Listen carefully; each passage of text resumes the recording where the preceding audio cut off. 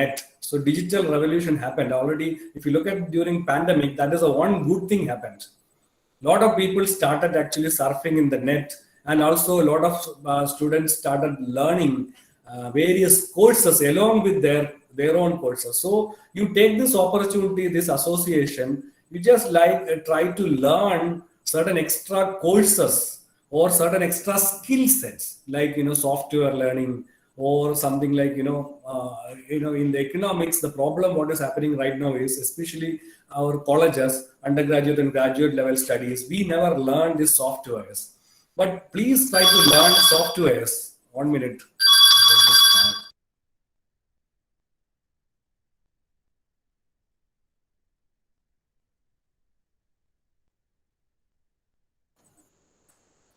Okay, so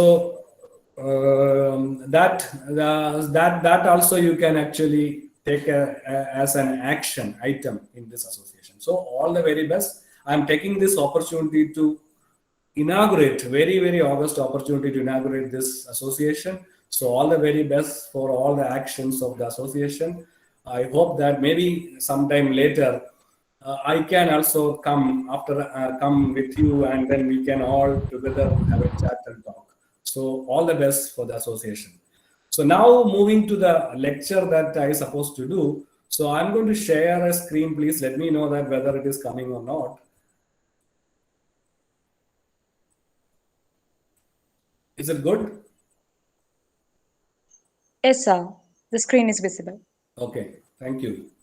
So this is actually one more thing is there. I am talking in this context in SB College, Anganasheri. I remember that I discussed about this agricultural bills, agricultural acts. Exactly the November last year. Now this is December. Last year December, November, and today the date actually the President of India has signed the repealing of those acts that day. So that is also kind of like, maybe accidental, but I wanted to refer that. Some of you would have attended that lecture also.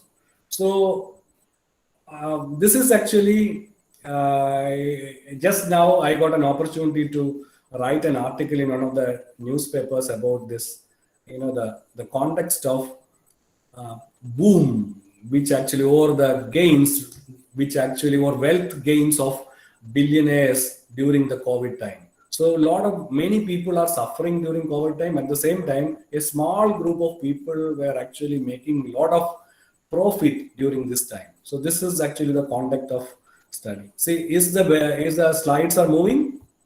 Can you see this? Yes, Yes, right? sir. Yes, Okay. sir. So little bit about COVID-19. This is the context, right? COVID-19. No other disease in the written history of mankind that affected like COVID-19 because of various reasons. One, it affected simultaneously in almost all the countries and regions of the world. Two, it affected all sections of the population. Why it affected widely and why we discuss about this disease too much? Because of economics only. Globalization of economies, integration of societies, technology changed a lot in the world. Trade is very much intense and integrated between countries, and transport is very, intense. So these are the reasons why this disease spread across the world all over and affected economies and different sections of the population. So we had very big pandemics earlier also, like flu or lot of diseases which occurred in the world. But we never actually, those days we never talked about its impacts so immediately and intensively. See, right now today we are talking about this Omicron variety of this COVID-19, which actually just appeared in South Africa a couple of days back, and everyone, even already some 7 to 10 countries, it got affected. That is the pace of transfer of diseases as well as things in the world. That is why this context is very important before I discuss this topic. And then coming to this, everywhere in the world, every countries are trying to flattening the disease curve. Controlling the epidemic means flattening the epidemiological curve through lockdown, social distancing and quarantining. This is the issue. Okay. So through lockdown, social distancing and quarantining, every government's actually trying to control. You would have understood this graph, right? You know, the governments are trying to actually flatten this red curve. And then when you flatten this is actually the major aim of every countries, every governments. They spend money for that only. Even now, the new variety also, the governments are worrying about how to control this, how to control. So that means controlling means so reduce the active cases, and then but disease will be there, but only reduce the active cases slowly, just like bring it down to the normalcy. So, but now what is happening is disease came and it achieved the peak in 20 August, September that time. Again, it has come down. Again, it went up by 2021 early, and then again it was kind of like receding. Now the threat is there that this curve may increase. So every time for the last 2 years, various governments were trying to make it flatten the curve, make it flatten. So hope you understood flattening the curve. That is what is happening through the lockdown, social. These are the only three medicines. And now vaccine is also there. So lockdown, social distancing, and quarantine they did, throughout maybe year 2020 in different forms in all over the world. So this affected badly the economies. That is what I wanted to say. Okay. So look at how it affected. Maybe you can see this curves are this slides are moving, right? Is it so? Is it moving? Can you hear Yes, me? sir. Yes, sir. Yes, Okay, yes, sir. okay, thank you. So the flattening the curve means what is that? What is it? What does it means? Governments could have actually watched and see that whether diseases usually spread virus, especially virus. It actually create its own herd immunity, and then automatically it come down. So this is what the red curve means. Immediately it come down also, but the casualties will be very high. If you try to reduce the casualties to the level of this blue curve, what is happening in an economy is, this recession also will be very high, intense. So you look at the below blue curve, intense. The negativity is very, very high. Intensity will be very high. Macroeconomic crisis will be worse. If you are not doing anything to the flattening the curve, definitely nothing will happen except people are dying, but economy will be smooth. Economy is maybe experiencing some kind of dip, but not that the dip kind of like this. That means when you try to flatten the curve, when you try to control the disease, that means your economy also will be in trouble. Flattening the infection curve inevitably steepens the economic growth or economic recession curve. So this is what this graph means. I'm setting the context for explaining the billionaires boom. So hope you understood theoretically what I said. So when economies tries very hard to control the diseases, that will lead to what? Intense economic recessions. That is why Indian economy also faced one of the highest ever recessions in the country. Okay, so this is what actually happens in the world. And look at this COVID-19 and the expected macroeconomic impacts. What was the expected macroeconomic impacts? Everybody would have expected macroeconomic depression that happened, income falls, sales falls, production falls.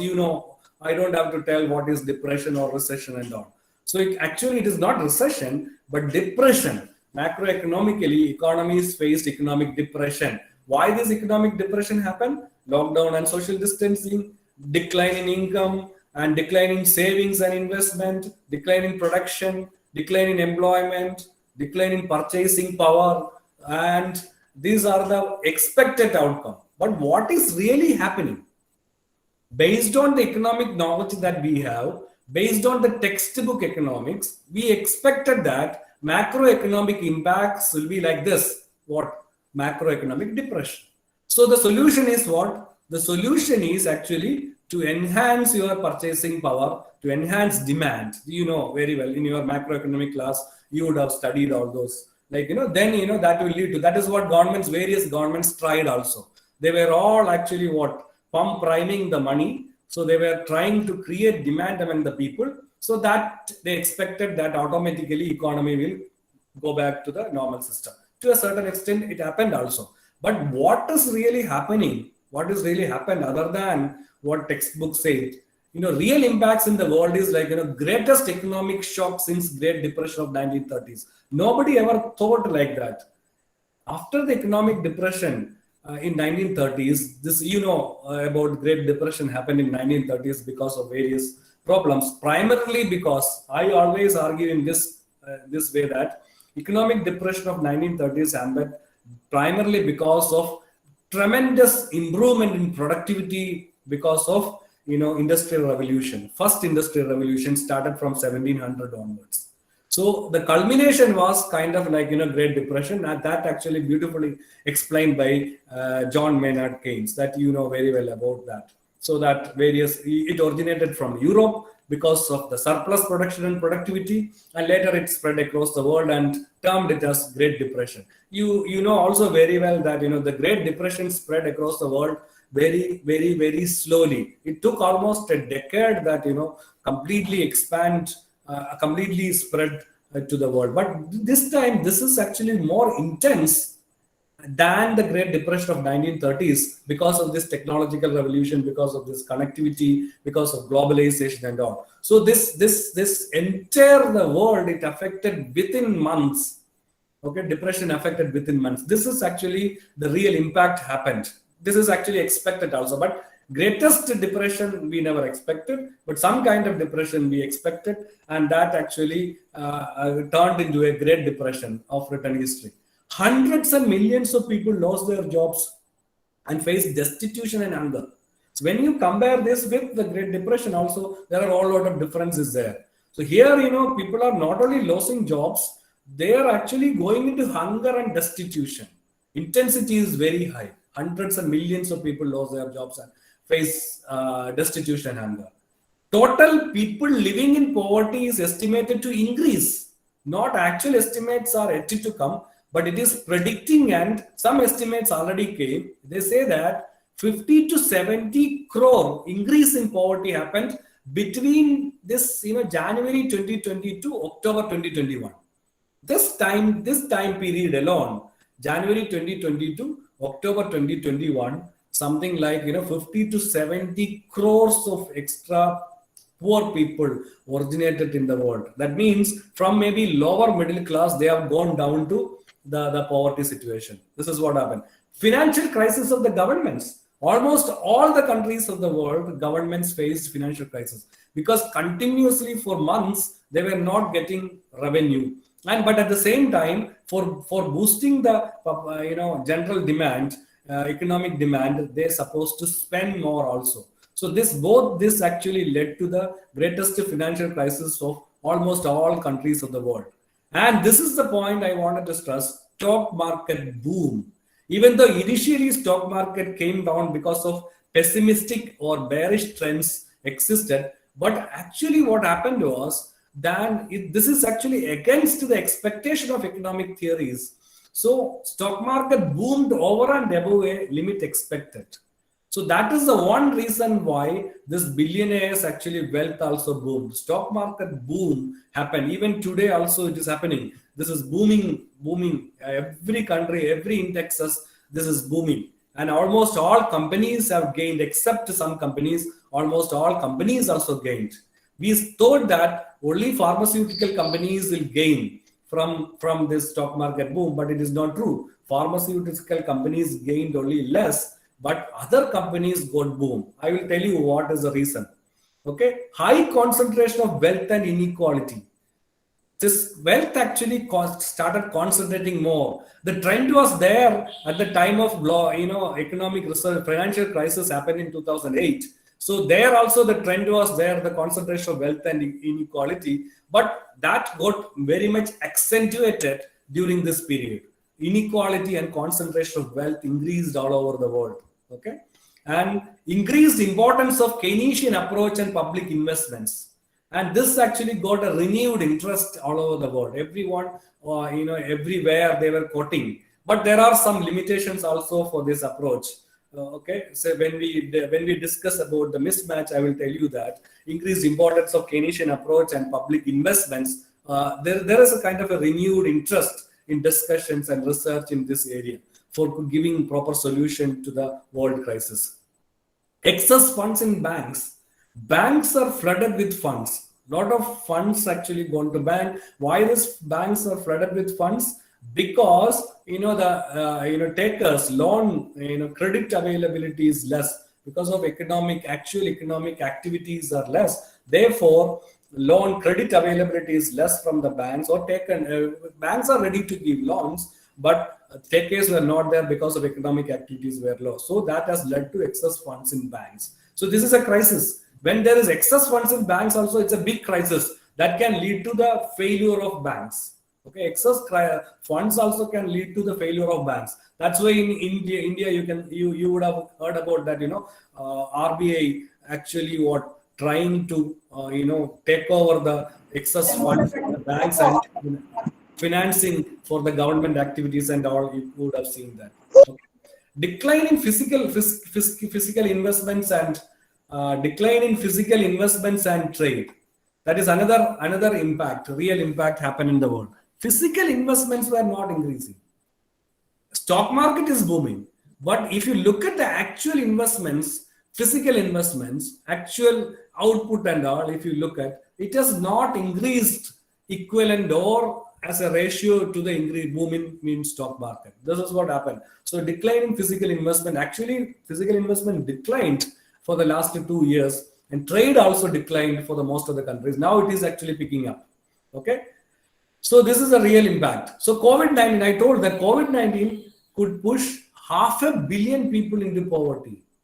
500 million people, additional people in poverty due to 20% income drop caused by COVID-19 recession. Look at the various regions, East Asian Pacific, about 24 crores or 240 million. Or 24 crores or 240. And then, look at the South Asia, Latin American, Caribbean, Middle East. And then you can see East Asian Pacific actually experienced the highest amount of poverty generation during the time of pandemic. And billionaires boom. This is what the topic that we are discussing today, billionaires boom. And worldwide, interestingly, because of the stock market boom experienced, billionaires' wealth increased by staggering 3.9 trillion. Look at the period, between 18th March and 31st December 2020. 3.9 trillion actually mobilized by the billionaire. If you wanted to understand the severity of the figure, you just compare with Indian GDP. The total GDP of India is only $2.85 trillion. So you can see that the billionaires of the world amassed within maybe 1.5 years of time. This is not even 1.5 years. See, 18th March to 31st December, maybe some 8 months time, 8 to 10 months time, they actually gained about $3.9 trillion worth of wealth from the market. They became richer. Combined wealth of US billionaires alone crossed 1.3 trillion. That is actually 44.6% between March 20 and February 2021. Okay. The combined wealth of the world's 10 richest men rose by $540 billion during the pandemic. $540 billion exclusively has gone to 10 most richest persons of the world during the pandemic. And you wanted to understand one more thing. This kind of amassing of wealth never happened maybe in the near history of the world, economic history of the world. So this kind of amount of wealth generation never happened. That much of wealth has been generating during this time. This is not the fault of the companies or anything. I'm not saying that it is their fault. I'm just saying that they made money out of this situation. That is the only thing. And look at the next figures, what is coming. The 10 richest people whose wealth rose by 50 billion since, including Amazon founder Jeff Bezos, Tesla founder Elon Musk, and Facebook founder Mark Zuckerberg. Including these three persons, wealth increase. Highest increase actually of wealth happened to Elon Musk, the Tesla and SpaceX chief. wealth has skyrocketed an incredible 540% from about 27 billion in early January 2020 to more than 170 billion in June 2021. Look at the growth of the wealth. He was having only 27 billion in January 2020, and his wealth increased to 170 billion by June 2021. So Elon Musk, he's not in pharmaceutical business. He's not in what online platform or anything, but he is in what space business as well as actually electric car making and all. That means the demand for such areas, investment in such areas would have increased, or the confidence of the people in those companies have increased. Wealth of Jeff Bezos, Amazon chief and the world's richest person, up by 87% during the same period. But I have to tell you one more thing, that the chief, the wealthiest person figure is actually changing. Yesterday, if you look at yesterday, it has changed again. Now Jeff Bezos actually came down second, and Elon Musk has gone to first level because of the changes in the value of stocks and shares in the stock market. Yesterday again it changed, but we cannot actually believe that. Maybe a short change, but the agencies prepared this, like Forbes and prepared list of billionaires. According to their list only I'm talking, and then according to them, Elon Musk is in second, and just Jeff Bezos, Amazon chief, the world's richest person. His net worth actually increased by 87% only during that period. Okay, and coming to this, the vaccine monopoly, vaccine producing companies, it has created new 9 billionaires in the list. Just because of vaccine production, 9 new billionaires came into the list, a combined net worth of 19.3 billion, enough to fully vaccinate all the people in low-income countries 1.3 times. So this is actually a small comparison. So when you take this wealth of this 9 new billionaires, 19.3 billion, which is exclusively created during this pandemic, and that if you take that wealth, that is actually 1.3 times higher than the required amount of money for vaccinating all low-income countries of the world. So that much of huge impact is there in their wealth creation. Okay. So now 10 wealthiest billionaires in there and their increase in wealth during pandemic. I already mentioned some of them. Jeff Bezos, Amazon, 57%. Elon Musk, 540%. Bernard Arnault and family, that is actually companies, LBM Montesney, 114%. Bill Gates, 29% increase. Mark Zuckerberg, Facebook, 87% increase.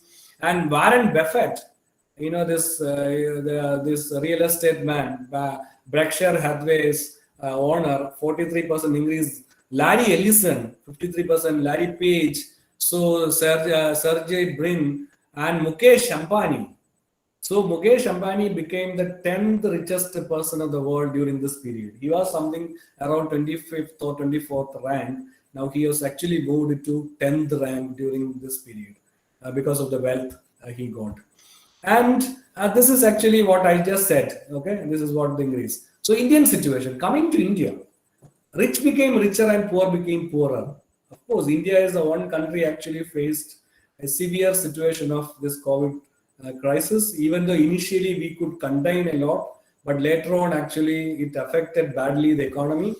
And with over 100 and super rich persons, India is home of the world's third highest number of billionaires. So on the one hand, you are talking about 22% of our people are living below poverty line. On the other hand, you just see India is the home of third highest number of billionaires in the world. The country added 40 new billionaires in 2020 alone. 40 new billionaires in 2020 alone. In this, India. Indian billionaires increased their wealth by 35% during lockdown to 3 trillion. See, look at during lockdown alone. That means that 1 year time, these billionaires gained about 3 trillion money. But Indian GDP actually only, that time it has gone down to 2.5 trillion. Indian economy's GDP. Now again it came back to now 2.85, 2.9 trillion dollars right now. So ranking India after US, Germany, China, Germany, Russia, and France. So when you look at the increasing rate of wealth, India is actually in the sixth place after US, China, Germany, Russia, and France. $3 trillion they made during the time of pandemic. Okay, increase in wealth of top 11 billionaires of India during the pandemic could sustain the MGNRGS scheme for 10 years or the health ministry for 10 years. That's what Oxfam report say. This wealth, whatever wealth actually made by the top 11 billionaires of India, if completely used for MGNRGS scheme, it could sustain that scheme for 10 years completely. You know the amount of the money which is required for the MGNRGS scheme, which is administered by the government of India. So that kind of wealth that they are generating. Mukesh Ambani, who emerged as the richest man in India and Asia, and look at this, 90 crore an hour during the pandemic. Each hour, he was actually making about 90 crores extra. Also became the 10th largest or 10th biggest wealthiest person in the world. This also I wanted to update. Yesterday again, Gautam Adani came in first and Mukesh Ambani went second according to yesterday's, that stock market's position. So that is another interesting movement. See, this is keep on moving and changing. So Mukesh Ambani actually, according to this report, Forbes report, Mukesh Ambani, who emerged as the richest man in India and Asia, earned 90 crore an hour during the pandemic. Wealth of Gautam Adani, the second richest person of India, went up by 174% during pandemic. This is the person actually gained more during pandemic. If you look at the percentage gain, Gautam Adani gained more than Mukesh Ambani during the pandemic. Okay, only 6% of the poorest 20% have access to non-shared sources of improved sanitation in India compared to 93.4% of the top 20%. This is other side. So we should look both sides. Then only we can understand, the windfall gains. So only 6% of the poorest 20% have access to non-shared sources of decent improved sanitation facilities in the country even today, even during the pandemic, compared to 93.4% of the top 20%.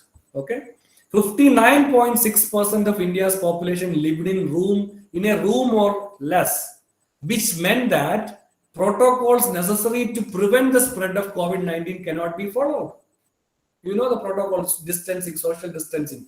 In the houses, we cannot follow the COVID protocols because of 59.6% of India's population live during the pandemic time. Means I am talking about this lockdown period and all. They were living in a room or less than a room. So we cannot, how we will follow the protocols? And till October, 32 crore students were hit by closure of schools, of whom 84% resided in rural areas and 70% attended government schools.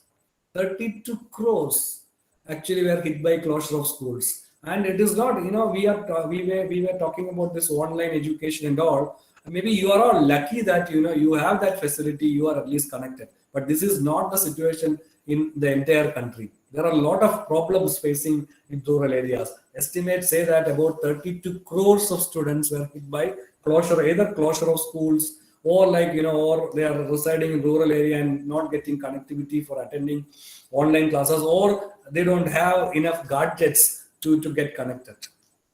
Okay, and currency with the public. This is another interesting fact. Even though this demand has come down, lockdown was a situation, but currency with the public rose by 16% to an all-time high of rupees 4 lakh crore, while bank deposits surged by more than 20 lakhs crore between March 20 and April 21. And this is another interesting fact the economic students like us, we should think about. Because, on the one hand, government is introducing digital revolution and reducing the availability of cash with the people through force and through various means. On the other hand, Reserve Bank of India statistics shows that about 16% increase happened.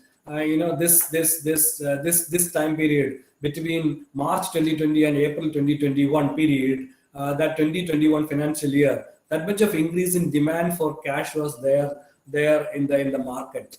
So that actually needs more research and explanation. What could be the reason that the availability of cash increased? This is all-time high.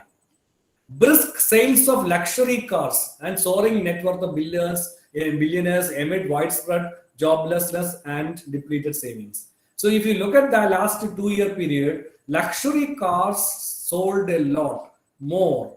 Lot of number of luxury cars were sold in the country. So that is another indicator. So economy was coming down. Growth rate, I'll tell you how it actually moved. But at the same time, this kind of consumption was also actually increasing. Now, reasons for the windfall gains.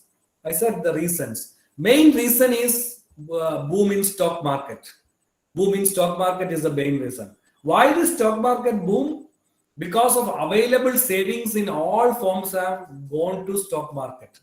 Like the available cash in the form of or savings in the form of like transaction or precautionary or speculative motive when we talk about cash, or when we talk about other savings, which are all actually withdrawn and gone to the savings. Gone to the stock market. This is kind of a forced savings. Who is forced? Forced by the market. Why this force is there? One, why this force happened? This force has happened because of three reasons. Because of three reasons this force happened. One is decline in general interest rates. All over the world, the central banks have reduced the interest rate to attract more private capital in the market. And that has led to what? Decline in savings. You know very well, I don't have to tell you that. You know the classic ISLM model that we talk in the macroeconomics. So then you are actually reducing the interest rate for giving an indication to invest more in the economy or improve the output, because we were going into depression. We wanted to increase the output. Uncertainty about the future flow of income. Almost all the people were actually very much worried about their future flow of income. Why? Because most of them lost their job, or they actually got reduced their income which were coming. So that has led to the uncertainty feeling, insecurity feeling. So they were actually thinking that future flow of income will be in trouble. So whatever I have to invest in some place. But when they look for investment, there is no real estate, there is no bank, because bank interest rate is very low. So naturally they were actually looking the stock market, even though they are not aware about the stock market. Increased access to digital technologies, because digital technologies started coming into the homes, including smartphones and all. So that actually led them to explore more about stock market, and then that actually led to automatically investing into the stock. Even the studies say that even rural areas, poor people started investing in stock market in small forms and all. These are all gone to the hands of rich companies. So when a first time investor, when you look at the stock market, they always actually invest only in risk free investments. That means top companies. That is why the richest companies got more and more money through the stock market. Okay. So next important thing what I wanted you to ponder in this association also is decoupling of real and monetary economy happened.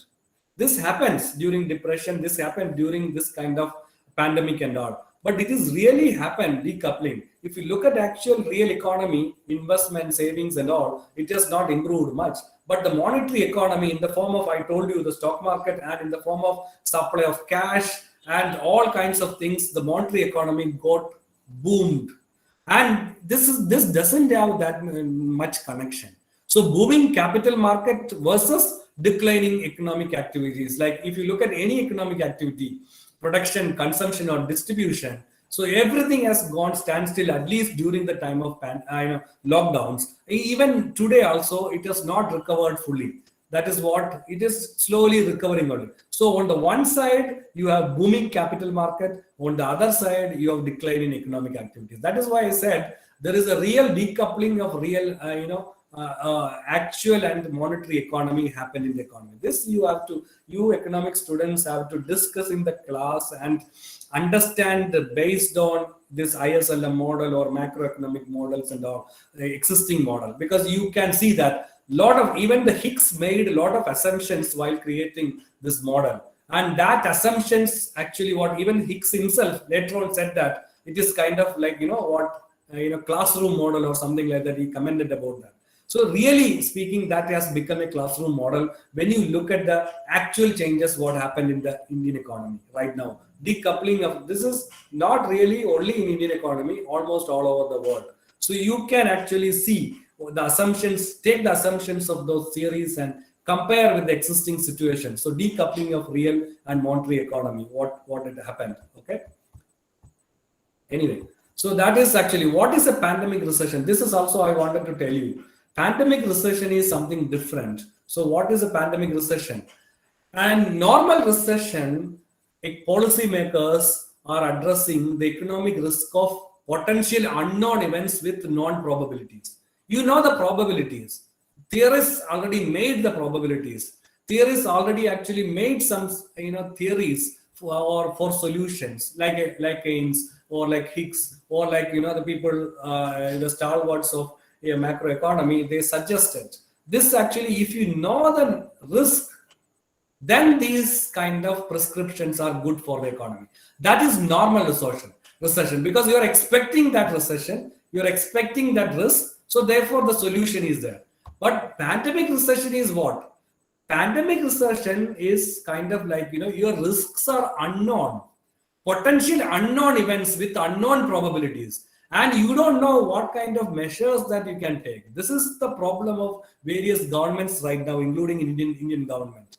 So that is why you can see that maybe you think that okay, prices are increasing or inflation is there, but at the same time what an economic student expect, prices increasing, inflation is there means output has to increase or employment has to increase, income has to increase, but may not be happening. That is what I said, decoupling. So there's classical indicators like interest rate, inflation, or like rate of savings. These are all not actually reflecting the real economy during pandemic or during this kind of crises. So you cannot use those indicators as the basic indicators for framing policy. This is the major challenge facing by the policymakers right now. That is why a lot of policies are failing also right now, macroeconomic policies. Okay, so that from that perspective that you think, and this is primarily because of economic mismatch. That is what I already told you. What is this economic mismatch?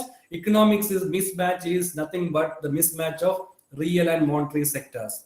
If you again, I am coming to the theory ISLM model. This theory actually assumes that there is a match which can happen at some point of time. That is why the equilibrium is establishing. You are adjusting with interest rate, you are adjusting with supply of money, and finally maybe investment saving or like liquidity preferences and money supply, everything will come into an equilibrium level. That is what we expect.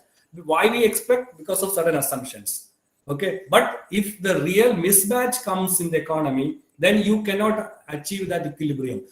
If you cannot achieve that equilibrium through some policies, then there will be a policy paralysis or policy crisis can occur in the market. That is why this is the occasion why actually what billionaires or rich people can make money from anyway. Money is there from in the economy, and that money actually what mobilized through capital formation and all by these companies. That is what happens during the time of mismatch. So we can bridge the mismatch through fiscal and monetary policies. We can bridge the mismatch through fiscal but the problem is that unknown probabilities and unknown measures. Then what you will do. So usually if your non-probability and non-situation is there, this mismatch can be actually integrated through fiscal and monetary policies. But if it is unknown, what will we do? That is the problem. During a pandemic, conventional tools of economic policy may not work to find a solution. For example, demand management, reduction in interest rate. These are all we have done for the last 2 years. But the economy is not booming much. But billionaires are booming. See the difference. So the economy is not booming, but we did all these management measures, demand management measures, reduction of interest rate, etc. These are all like normal recession. These are all working, but pandemic recession it won't work. If we cannot bridge this mismatch, inequality will get aggravated again and again, and the windfall gains of billionaires increases with acute poverty of majority of the population. This is what I wanted to tell you. So understand the situation based on economic perspective, and then try to explain the situation. If we cannot bridge this mismatch by somehow we have to understand. That is why people say that don't take the conventional that indicators for prescribing the policies during this time. You just pick up the unknown probabilities, unknown indicators from various other sources, various other ways, and then try to find out solutions for the problem. Otherwise, billionaires keep on making wealth in one side, and other people are going poorer and poorer in the other side. Look at the GDP growth rate of all countries. This is country-wise economy. See, this dip is actually when this is depression. I mean, world recession time, like financial crisis, 2008-9, that financial crisis. That the greatest dip happened here in 2020. Most of the countries, even advanced countries, United States, Eurozone, United Kingdom, Japan, everywhere that actually this happened. And then this V-shaped recovery. This is what people talk about, this V-shaped recovery. They are expecting this V-shaped recovery by maybe 22, 23 and all. But many countries, this V-shaped is not happening that much. But the expanded V-shape and such things are happening. So this is known as V-shaped recovery. Look at Indian growth rate. Quarter-wise, this is quarterly GDP growth rate. 2019-20 quarter one, that is just before pandemic. And quarter two, quarter three, quarter four, you can see. Quarter, right? First 3 months from March to like May. And then the next quarter like that. You can see the growth rate slowly coming down from 5.39 to 4.61 to 3.28 to 3.01. And 2021, Indian economy achieved the highest ever negative growth rate of India, minus 24.4%. Minus. That means actual GDP got down. That means what? What was the GDP that time? You should understand. When you talk about $1 trillion, you may not understand. Actually GDP that time was equivalent to about 200 lakhs crore in 2019-20. From that 200 lakhs crore, 24.4% dip means decline of about 49 lakhs crore. That means it has come down to what? The level of 150 lakhs crore.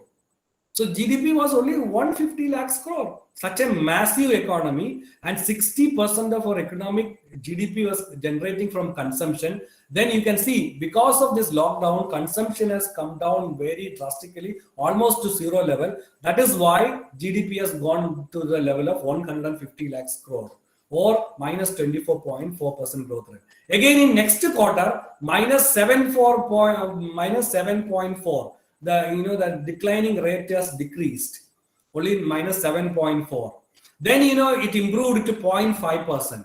This improvement into 5% in the quarter three is a big improvement when compared to the base effect of 24.4 negative effect. And then the quarter four to 1.6%, and 21-22 this financial year, the first quarter, like 21 April to June quarter, if you look at, our GDP has increased to 20.1% growth rate achieved, because some kind of investment started and real economy started coming in. And again, this is another interesting thing now happened in quarter two. Just now, like 2 days back, the results have come. It has come down to 8.4% again. So this is another cause of worry. That means again, the theory that I was saying about decoupling of real and monetary sectors, which is actually getting established. So our worry is next quarter also, if it goes down to maybe 2 or 3% level, then it is a big cause of worry for the economy. When we talk about this V-shaped recovery to the positive, this is actually negative V-shaped only, but it has to come to the positive V-shaped to the level of 8%, 9% growth rate on an average on the particular year. This is a quarter only. So we are expecting that this may improve. So this is the impact in Indian economy. So that I told, I am not repeating. So billionaires worth wealth in different countries. How? So India, actually, I told you, India is actually 6th place. After United States, China, Germany, Russia, France, and India, India's billionaires' wealth, sixth place. Look at United States billionaires' wealth increased during, when compared to in 2020 when compared to 2019. Okay, and the richest Indian wealth also actually like this, it has gone up. Mukesh Ambani and Adani. I told you this Adani's growth rate is very high. Just recently, yesterday, I told you it has moved to higher than Ambani. But maybe we are expecting that by this weekend, again, Mukesh Ambani will be the. See, we are talking about this. So ultimately, what is going to happen? What is going to happen is, if you don't have a right policy mix, this will get aggravated. So these people will be actually making money. There is no problem in that the companies make money. There is no issue. But the money has to get invested in output or invested in the economy. Then only employment opportunities increases and income increases and growth will come. Otherwise, growth will not come. That is why the growth is not picking up, even though stock market is picking up. Okay, so the people are slipping to poverty. This is actually a statistics published by PEW Research Institution. So the crores of population which is gone to the poverty level. I'm not explaining that because of want of time. And the right policy mix and inclusive growth is the challenge. Thank you very much for listening. Now it's time for an interactive session. If you have any doubts or queries on the topic, you can raise it.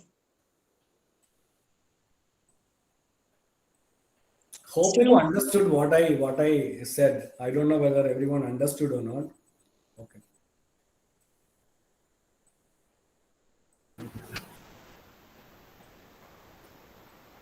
Shaiju sir, can I ask a question?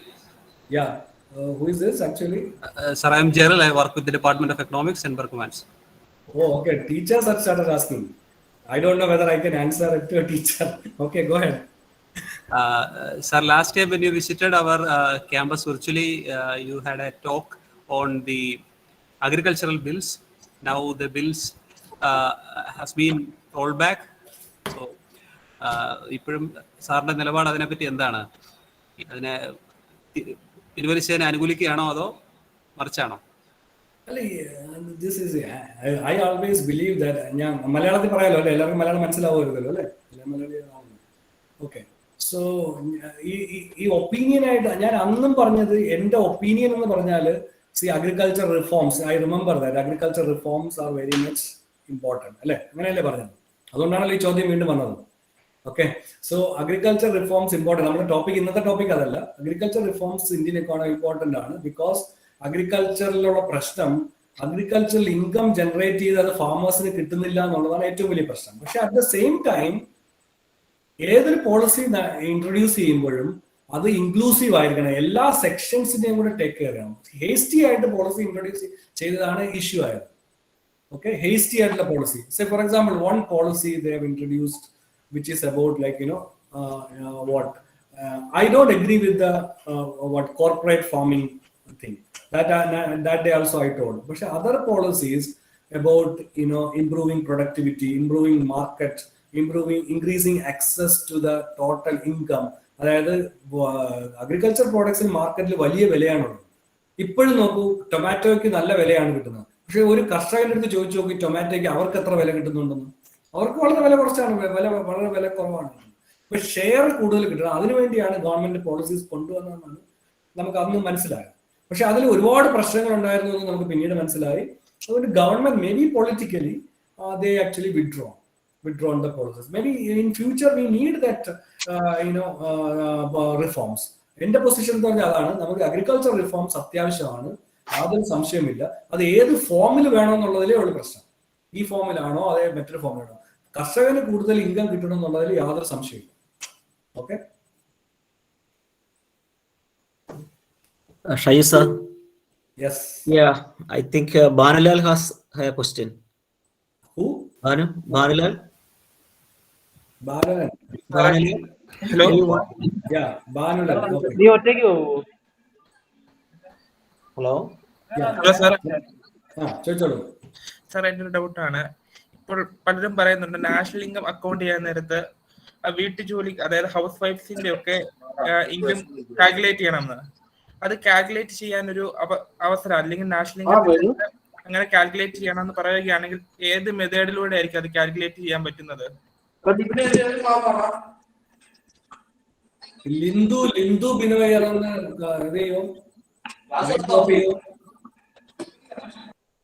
Okay, thank you. Okay, ഭാനുലാലിന്റെ question, ഇതെല്ലാം questions എല്ലാം വേറെയാണ് നിങ്ങൾ ചോദിക്കുന്നത്. Okay, so നമ്മുടെ ഒരു നമ്മുടെ ഒരു തിങ്കിങ് ആണ് ഇപ്പം. അത് എന്താണ് അൺറെക്കഗ്നൈസ്ഡ് ആയിട്ടുള്ള income generation. Not only this housewife income, house വൈഫിന്റെ ഇൻകം മാത്രമല്ല, മേ ബി എന്താണ് നമ്മളെന്താണ് സ്മഗ്ലിംഗ് തരത്തിലുള്ള ഇല്ലീഗൽ ഗാംബ്ലിംഗ് പോലെയുള്ള ഇൻകം, അതും ഇൻകം ആണ്. ഗാംബ്ലിംഗ് ഇൻകം ആണ്, പക്ഷെ ഇല്ലീഗൽ ആയതുകൊണ്ട് നമ്മൾ നാഷണൽ ഇൻകത്തിൽ ഇൻക്ലൂഡ് ചെയ്യുന്നില്ല.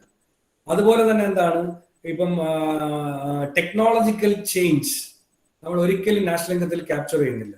അപ്പൊ ഇതെല്ലാം നമ്മൾ മനസ്സിലാക്കണം. അപ്പം ഹൗസ് ഹോൾഡ് നമ്മളിപ്പോ അതൊരു സജഷൻ ആണ്. ഹൗസിൽ വർക്ക് ചെയ്യുന്ന വിമനിന്റെ ജോലി എന്ന് പറയുന്നതും നാഷണൽ ഇൻകത്തിൽ പെടുത്തേണ്ടതാണ്. അല്ലെ, അവരും വാല്യൂ ക്രിയേറ്റ് ചെയ്യുന്നുണ്ട്, അതിനൊരു വാല്യൂ ഉണ്ട്. ഇതിന് എഗൻസ്റ്റ് ആയിട്ടുള്ള ആർഗ്യുമെന്റും ഉണ്ട്. വാല്യൂ എപ്പോഴും ഉണ്ടാക്കപ്പെടുന്നത് മാർക്കറ്റ് ചെയ്യുമ്പോൾ മാത്രമേ ഉള്ളൂ എന്നാണ് നമ്മൾ സാധാരണ തിയറിയിലൊക്കെ പഠിക്കാറുള്ളത്. മാർക്കറ്റ് ചെയ്യാത്ത പ്രോഡക്റ്റിന് വാല്യൂസ് ചെയ്യാനുള്ള മെത്തഡോളജി നമുക്കറിയാം. അസ്യൂം ചെയ്യാണ് ചെയ്യുന്നത് വാല്യൂസ്.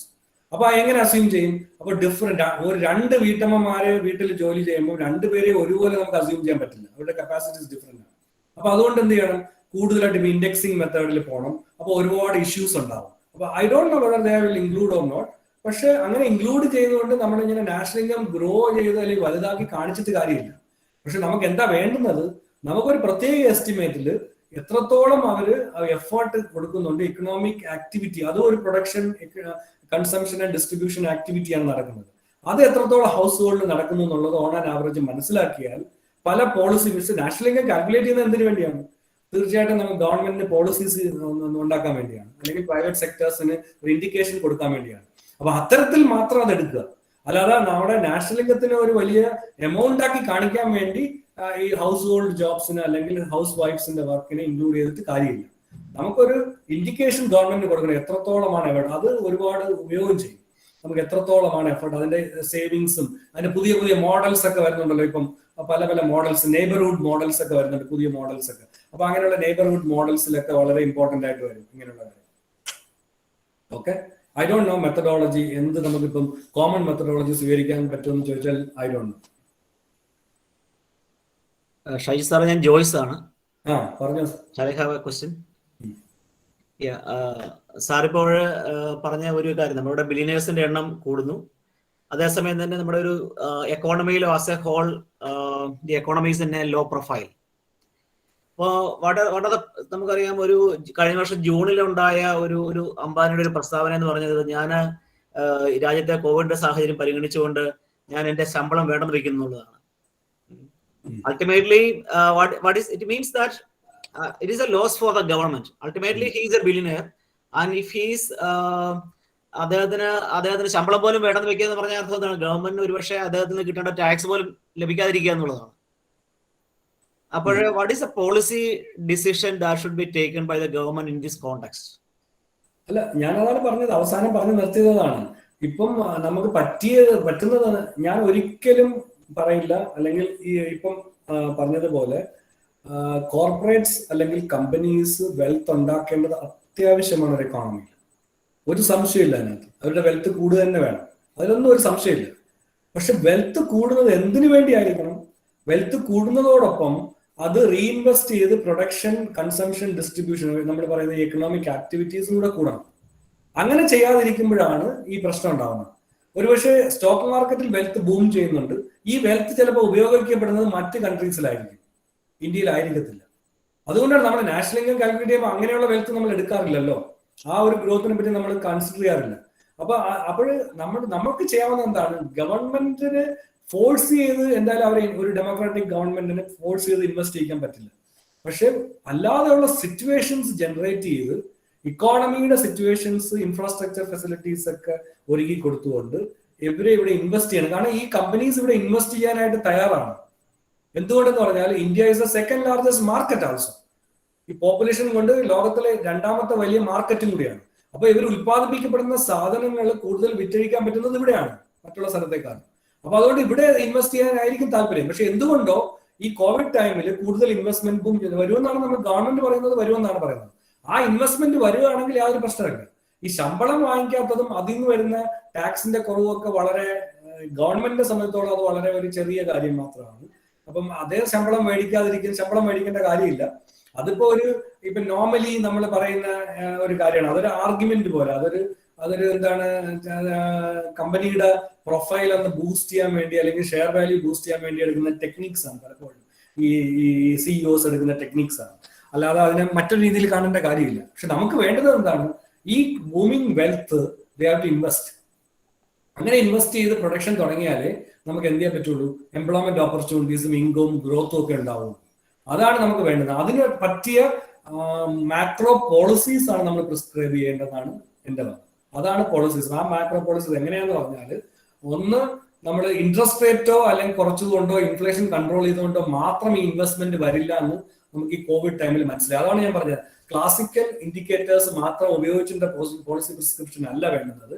കൺവെൻഷണൽ മെത്തേഡ്സിൽ നിന്ന് മാറിക്കൊണ്ട്, ഗവൺമെന്റ് പല കൺവെൻഷണൽ മെത്തേഡ്സിൽ നിന്ന് മാറിക്കൊണ്ട് പോളിസി സജസ്റ്റ് ചെയ്യുന്നുണ്ട്. അതുകൊണ്ടാണ് പലപ്പോഴും ഇക്കോണമിക് സ്റ്റുഡൻസ് വരെ ക്രിട്ടിസൈസ് ചെയ്യുന്നത്. കാരണം നമ്മളെല്ലാം ക്രിട്ടിസൈസ് ചെയ്യുന്നത് അല്ലെങ്കിൽ നമ്മൾ മനസ്സിലാക്കുന്നത് നമ്മൾ മനസ്സിലാക്കിയ എക്കണോമിക്സ് വെച്ചാണ്. പക്ഷെ ഗവൺമെന്റിന് ഇപ്പോൾ ആ രീതിയിൽ പോയാൽ പറ്റില്ല. അതുകൊണ്ടാണ് നമ്മുടെ ഈ ചീഫ് എക്കണോമിക് അഡ്വൈസർ ഒക്കെ ഓൾറെഡി പറഞ്ഞു കഴിഞ്ഞു, നമ്മൾ അൺകൺവെൻഷണൽ വേ, ഇപ്പൊ അൺയൂഷ്വൽ ആയിട്ടുള്ള ഒരു സിറ്റുവേഷൻ ആണ്, അതിലൊരു അൺകൺവെൻഷണൽ വേയിൽ പോവുക തന്നെ വേണം. ആ വേയിൽ പോയിട്ട് നമ്മുടെ എയിം എന്തായിരിക്കണം, ഈ ഇൻവെസ്റ്റ്മെന്റ് വരിക എന്നുള്ളതായിരിക്കണം. അത് ഏത് തരത്തിലും ഇൻവെസ്റ്റ്മെന്റ് ബൂം ചെയ്യും. അതുകൊണ്ടാണ് ഒരു പക്ഷേ നമ്മൾ ഈ കോർപ്പറേറ്റ് ടാക്സ് ഇളവ് ചെയ്ത് കൊടുക്കുമ്പോൾ ആൾക്കാരെല്ലാം വിചാരിക്കുന്നത് എന്താണ്, ഗവൺമെന്റിന് വരേണ്ട വരുമാനം എല്ലാം കുറയുന്നു, പിന്നെ എങ്ങനെയാണ് ഇത് ചെയ്യുന്നത്, കോർപ്പറേറ്റുകാർക്ക് ഇത് ചെയ്ത് കൊടുക്കുന്നു എന്ന് പറയുന്നു. പക്ഷെ ഒരു തരത്തിൽ പറഞ്ഞ കോർപ്പറേറ്റ് ടാക്സ് കുറയ്ക്കുന്നത് എന്തിനാണ്, അവരെ അട്രാക്ട് ചെയ്യാൻ വേണ്ടിയാണ്. പക്ഷെ എന്ന് കരുതി നമ്മൾ ഒരുപാട് കോർപ്പറേറ്റ് ടാക്സ് ചെയ്തു കൊടുത്ത് അവരെ പ്രീണിപ്പിക്കണമെന്നല്ല. നമ്മുടെ എല്ലാ ടൈപ്പ് ഓഫ് ഇൻവെസ്റ്റ്മെന്റും നമ്മൾ എന്ത് ചെയ്യണം, ബൂം ചെയ്യാനായിട്ടുള്ള സാഹചര്യം ഒരുക്കണം എന്നുള്ളതാണ് എൻ്റെ. Okay. Yeah, Jis Sabu. Hello, sir. Am I audible? Yes. Yes, sir. So my question, നമ്മൾ പൊതുവെ ആസ് എൻ ഇന്ത്യൻ സൊസൈറ്റി കാശ് ഉണ്ടാക്കുന്ന ആൾക്കാരല്ലേ, people who really make money, അവരോടൊരു ഈവൽ ബിസിനസ് ചെയ്യാനായിട്ടാണ് നമ്മളെപ്പോഴും കാണുന്നത്. As compared to an American society, അവരെ അഡ്മയർ ചെയ്യുന്നു, ഒത്തിരി കാശ് ഉണ്ടാക്കുന്നവരെ അവർ കൂടുതൽ റെസ്പെക്ട് ചെയ്യുന്നു, അവരെ മോട്ടിവേറ്റഡ് ആയിട്ട് എൻ്റെ രീതിയിൽ കാണുന്നു. നമ്മളിപ്പോൾ അംബാനിനെയോ അല്ലെ ബിർളനെയോ ഒരു വെരിയ കൺഗ്ലോമറേറ്റ് അല്ലെ ഒരു ഈവൽ രീതിയിലല്ലേ നമ്മൾ കാണുന്നത്. അതെന്തുകൊണ്ടാണ്? അത് അഡ്വസ്റ്റ് നമ്മൾ എഫക്ട് ചെയ്യുന്നുണ്ടോ? അല്ല ജിസ്, അതാണ് ഞാൻ പറഞ്ഞത്. ജിസ് ഞങ്ങൾക്ക് പറഞ്ഞ് മനസ്സിലായില്ലേ, ഒരിക്കലും എൻ്റെ അഭിപ്രായം ചോദിച്ചാൽ ഒരിക്കലും അവരങ്ങനെ കാണാൻ പാടില്ല. കാരണം അവർ ഇല്ലീഗലായിട്ടല്ല മണി ഉണ്ടാക്കുന്നത്, അവരുടെ ബിസിനസ് ചെയ്തിട്ടാണ്. Business is very very very important in this present economy. Government investment പറ്റില്ല. Look at the government. എന്താണ് ഗവൺമെന്റ് ബഡ്ജറ്റ് നോക്കി, എത്രയാണ് government budget? Just 35 lakhs crores. National government budget 35 lakhs crore. പല കമ്പനികളും, വേൾഡ് കമ്പനികളും അതിനേക്കാൾ പവർഫുൾ ആയിട്ടുള്ള കമ്പനികളാണ്. അപ്പം അങ്ങനെയുള്ള സിറ്റുവേഷനിൽ നമുക്ക് ഒരിക്കലും ഗവൺമെന്റ് മാത്രം ഇൻവെസ്റ്റ് ചെയ്തുകൊണ്ടുള്ള ഒരു സിറ്റുവേഷൻ, അതാണ് ഞാൻ പറഞ്ഞത്, ഈ കെയ്നീഷ്യൻ തിയറിയുടെ കാര്യമൊക്കെ പറഞ്ഞത്. അവിടെയൊക്കെ നമ്മൾ പ്രൈവറ്റ് ഇൻവെസ്റ്റ്മെന്റ് ബൂസ്റ്റ് ചെയ്യണം, പ്രൈവറ്റ് ബിസിനസ്സുകാരെ എൻകറേജ് ചെയ്തേ മതിയാവും. നമ്മൾ അങ്ങനെ ഈഗിലായിട്ട് കാണാനേ പാടില്ല. പ്രൈവറ്റ് ബിസിനസ് ബൂസ്റ്റ് ചെയ്യുക തന്നെ വേണം. അത് തന്നെയാണ് എൻ്റെ position. As you said, rightly said. നമ്മൾ ഇപ്പോഴും നമ്മുടെ സൊസൈറ്റിയുടെ നമ്മുടെ if you look at the 5-year plans and policies we followed, particularly industrial policies, if you read before 91 and 2000 and even 91 also, 91 policy also, you can see that it is kind of like, indirectly ഒരു connotation കൊടുക്കുന്ന എന്താന്ന് പറഞ്ഞാല്, ഈ ബിസിനസ്സിന് കൂടുതൽ wealth ഉണ്ടാക്കിയാൽ അത് ദോഷമാണെന്നുള്ളതാണ്. ഇത് മനസ്സിലാക്കിയിട്ടാണ് നമ്മൾ MRPT ആക്ട് ഒക്കെ എടുത്ത് കളഞ്ഞത്. Monopoly restrictive trade practices act ഒക്കെ ഉണ്ടായിരുന്നു. അത് മാറ്റിയിട്ട് നമ്മൾ അതിന്റെ ചേഞ്ച് വരുത്തിയിട്ട് എന്ത് പറഞ്ഞു, കോമ്പറ്റീറ്റീവ് കമ്മീഷൻ എന്ന് പറഞ്ഞ് കൊണ്ടുവന്നു. കാരണം ഇതെല്ലാം മാറ്റുന്നത് കൊണ്ടാണ്. ഇപ്പൊ സ്റ്റാർട്ടപ്പ് ബിസിനസ്സുകൾ തുടങ്ങുന്നു. സ്റ്റാർട്ടപ്പാണ് ഇനി നെക്സ്റ്റ്. ഈ കമ്പനീസ് എല്ലാം എൻ്റെ ഒരു കാഴ്ചപ്പാടിൽ ഈ ബിഗ് കമ്പനീസിന്റെ എല്ലാം കാലം ഇനി അടുത്ത ഒരു ഡെക്കേഡോട് കൂടി അവസാനിക്കും. ഇനി വരാൻ പോകുന്നത് എന്താണ്, ലാർജ് നമ്പർ ഓഫ് സ്മോൾ സ്റ്റാർട്ടപ്സുകളാണ്. അവരാണ് ഇനി ലോകം കൺട്രോൾ ചെയ്യാൻ പോകുന്നത്. നിങ്ങൾക്ക് ഓൾറെഡി കാണാം പല സെക്ടേഴ്സിലും ഈ small startup companies, they are not very big but they are very powerful and influential. in their product they are actually designing and introducing, in their, the way of marketing, the way of they are mobilizing funding. So now we are actually talking from the perspective of capital. Our mobilizing the capital. In future financing models and venture ക്യാപിറ്റലിന്റെയും angel ഫണ്ട്സിന്റെ ഒക്കെ കാലത്ത് നമ്മൾ അത് വേറെ രീതിയിലാണ്. Capital നമുക്ക് വേണ്ട, അല്ലെങ്കിൽ സ്റ്റോക്ക് മാർക്കറ്റിൽ നിന്ന് വരണ്ട, അല്ലാതെ തന്നെയുള്ള ഡിസ്ട്രിബ്യൂട്ടഡ് ക്യാപിറ്റൽ അല്ലെങ്കിൽ ഡിസ്ട്രിബ്യൂട്ടഡ് ഇൻവെസ്റ്റ്മെന്റ്സ് ആയിട്ട് മാറുകയാണ്. അപ്പൊ ഇതാണ് ഇനി വരാൻ പോകുന്നത്. അപ്പൊ അതുകൊണ്ട് ഒരിക്കലും ഇൻവെസ്റ്റേഴ്സ് അല്ലെങ്കിൽ പ്രൈവറ്റ് എന്റർപ്രണേഴ്സ് ഈവിൽ അല്ല എക്കോണമി. അവർ നല്ലതാണ്, അവർ അത്യാവശ്യമാണ്. പിന്നെ ആവശ്യമില്ലാത്ത ഏരിയകളിൽ ഗവൺമെന്റ് പബ്ലിക് ഇൻവെസ്റ്റ്മെന്റിൽ കടിച്ചു പിടിച്ച് നിൽക്കേണ്ട ആവശ്യമില്ല. അത് മാറിക്കൊടുക്കുന്നതാണ് നല്ലത്. കാരണം കോമ്പറ്റീറ്റീവ് എഫിഷ്യൻസി ഇല്ലാത്ത സെക്ടേഴ്സ് നിലനിന്നാൽ അത് ഫൈനലി ജനങ്ങൾക്ക് തന്നെയാണ് ബർഡൻ ആവുന്നത്. അതുകൊണ്ട് ഈ കൊളോണിയൽ അല്ലെങ്കിൽ ഈ കൺവെൻഷണൽ ഇൻഡിപെൻഡൻസിന്റെ ഹാങ് ഓവറിലുള്ള തിങ്കിങ് നമുക്ക് ഇനി മാറ്റിയേ പറ്റൂ. നമുക്ക് കൂടുതലായിട്ടുള്ള ഇൻവെസ്റ്റ്മെന്റ്സ് പ്രൊമോട്ട് ചെയ്യുക തന്നെ വേണം, യാതൊരു സംശയവും. Very good.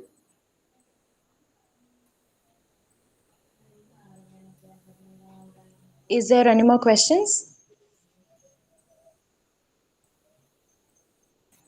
I hope questions are over. Thank you, sir, for this most informative and wonderful session.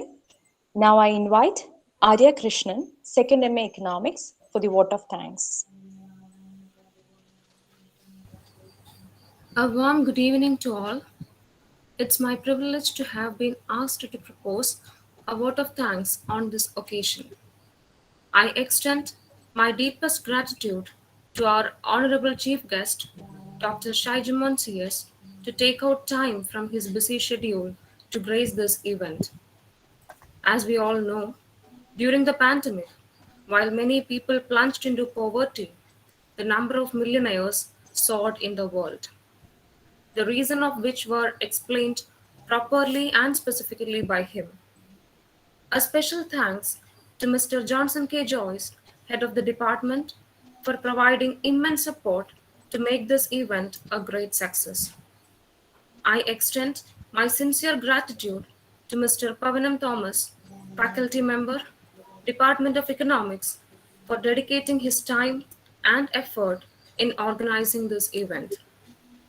I must thank all other faculty members as well as the students for their active participation. Thank you everyone once again for making it a great success. Thank you. We have come to the end of our program. Thank you all for your kind participation. Thank you. So thank you very much. Thank you, Shaijumon sir. It's a very illuminating session. Thank you very much. Yeah, thank you. Thank you for attending. Thank you so much. Thank you all. Yeah, thank you, sir. Yeah. Hope I can see you offline sometime soon. Thank you. Of course, maybe in recent times itself. Thank you so much. Pavanam, thank you. Thank you, sir. Thank you, sir. Bye. സാറിന്റെ student അങ്ങ് തിളങ്ങുക കേട്ടല്ലോ. ആണോ? Student ആണ് തിളങ്ങുന്നല്ലേ? Okay. Good. Thank you. Bye. Thank you all.